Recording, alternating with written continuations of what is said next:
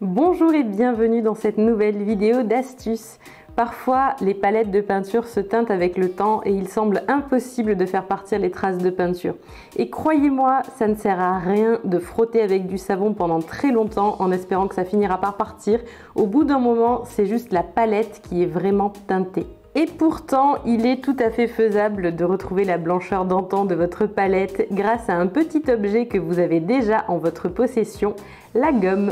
Quelle que soit sa marque, votre gomme fonctionnera parfaitement. Ça paraît un petit peu bizarre, mais c'est vrai. Alors pour l'utiliser, commencez par nettoyer votre palette comme d'habitude avec de l'eau et du savon. Évitez de toucher directement la peinture si vous utilisez des pigments toxiques. Il vaut mieux utiliser plutôt une éponge que vous allez dédier à votre palette ou bien porter des gants. Lorsque vous avez fait partir tout ce que vous pouviez, rincez la palette et séchez-la. Puis il ne vous reste plus qu'à la gommer. Parfois on a l'impression que ça ne fonctionne pas tout de suite, surtout si la gomme est neuve. Il faut un tout petit peu d'huile de coude, insister et vous allez voir que les taches vont très vite se gommer. Ce sont les pigments qui tachent les palettes. Certains sont dits tenaces et ils ont tendance à marquer comme ça le matériel. On peut voir que sur ma palette, toutes les taches sont bleues. C'est parce que c'est mon bleu Helio qui est vraiment pénible pour ça. À chaque fois que je l'utilise, il laisse une marque.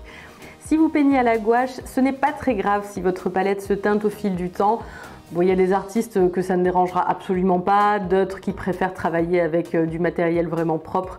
Mais par contre, si vous peignez à l'aquarelle, c'est plus gênant si votre palette est teintée parce que votre peinture, elle est transparente. Donc, si vous faites vos mélanges sur un support qui n'est pas blanc et qu'ensuite vous peignez sur votre papier qui, lui, est blanc, vous n'allez pas du tout avoir le même visuel sur votre palette sale et lorsque vous allez appliquer votre peinture sur votre papier. Pour info, les palettes qui se teintent le plus facilement sont les palettes en plastique. Elles sont suivies par les palettes en métal et enfin les palettes en porcelaine. Alors je ne suis pas certaine que celles-ci se teintent. En fait, j'en ai pas. Donc si jamais vous avez une palette en porcelaine chez vous, dites-nous si vous remarquez des taches qui sont difficiles à faire partir ou pas. Mais je pense que c'est le genre de palette qui se teinte le moins facilement.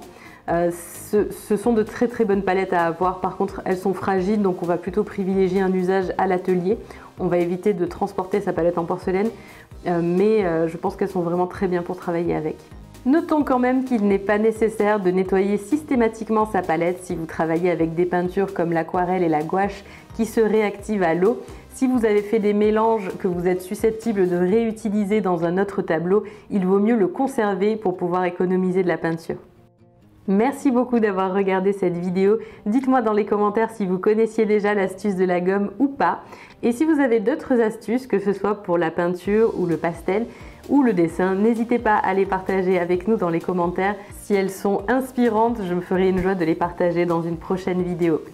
Si vous avez envie de soutenir ma chaîne YouTube, il vous suffit de cliquer sur le petit pouce en l'air si vous me regardez sur YouTube et n'oubliez pas de vous abonner à ma chaîne pour ne pas louper les prochaines vidéos. Il y en a une tous les jeudis et parfois même le mardi. Moi je vous fais des gros bisous et je vous dis à très vite pour une prochaine vidéo. Salut!